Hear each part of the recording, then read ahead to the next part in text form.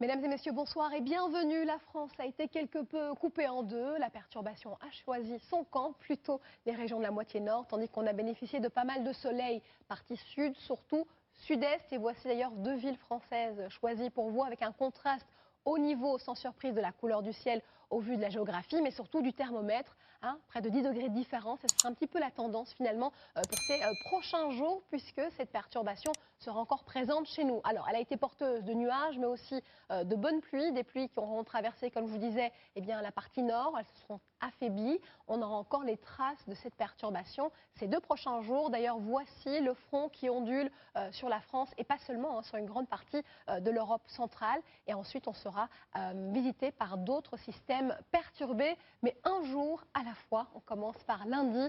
Les traces de la perturbation, la voici, à partir de la Bretagne, la région Poitou-Charentes, ça va vers la région centre et ça part vers l'Allemagne. Au nord de cette masse nuageuse, on a un ciel dégagé, un ciel toujours pommelé, mais mieux qu'aujourd'hui vers le sud-ouest, et des entrées maritimes vers le golfe du Lion, dû au vent marin. Ça devrait se résorber durant l'après-midi et surtout se restreindre au littoral de l'Hérault. Ensuite, ce que je signale d'important, c'est que les pluies seront faibles et éparses au passage de la perturbation ce lundi.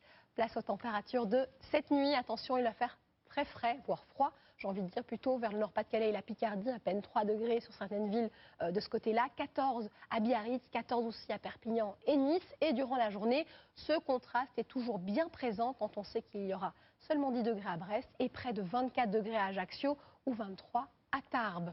Allez, on parle de cette semaine, on espère de bonnes nouvelles. Attention, ce ne sera pas si simple que ça. Mardi, la perturbation est un peu coupée en deux. On a les restes ici d'un côté vers l'est, vers les Alpes, aussi l'ouest vers la Bretagne. Entre deux, c'est un ciel variable avec de plus belles éclaircies sur le nord-est et partie sud. Les températures ne changent pas ni mardi ni mercredi. Seule belle différence, c'est le retour d'un ciel presque dégagé finalement jusque du côté de la Bourgogne et du Limousin. On voit l'arrivée d'une nouvelle perturbation déjà sur la pointe du Finistère et l'influence ici vers le sud-ouest de résidus humides. Et on peut saluer le retour du beau temps vers le golfe du Lion. Cette perturbation de mercredi, sans surprise, la voici, elle s'installe pleinement sur une grande partie de la France jeudi.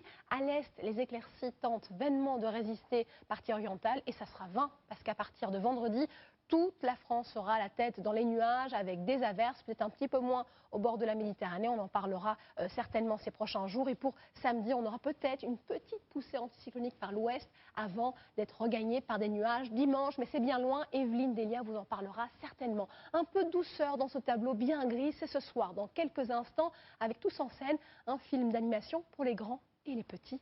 Une belle soirée et surtout, prenez bien soin de vous.